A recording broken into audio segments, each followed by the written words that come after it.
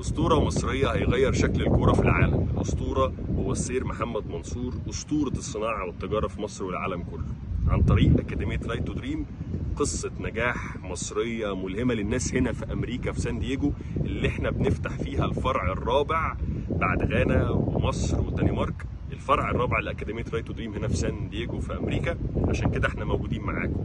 رايت تو دريم اللي طلعت محمد قدوس نجم توتنهام ومنتخب غانا، طلعت سايمون ادينجرا افضل لاعب شاب في كاس الامم الافريقيه الاخيره، عايزه تطلع كل المواهب المصريه وبتدي فرص عادله لكل المواهب اللي موجوده في مصر، من شرقها لغربها، من اسكندريه لاسوان، في بيئه ومناخ صحي ومحترف انا شفته في 6 اكتوبر في مصر. حاجه تخليك فخور وفرحان ان كوكبه من الشباب المصري المحترم قائم على اولادنا وبناتنا، بيوفر لهم كل الامكانيات عشان يوصلوا لاعلى مستويات الكره العالميه. ومش بس كده، ده كمان بيساعدوهم ان هم يكملوا تعليمهم في اعلى وافضل المدارس والجامعات اللي موجوده في العالم، عشان يطلعوا بني ادم محترم قبل ما يكون لعيب كره موهوب.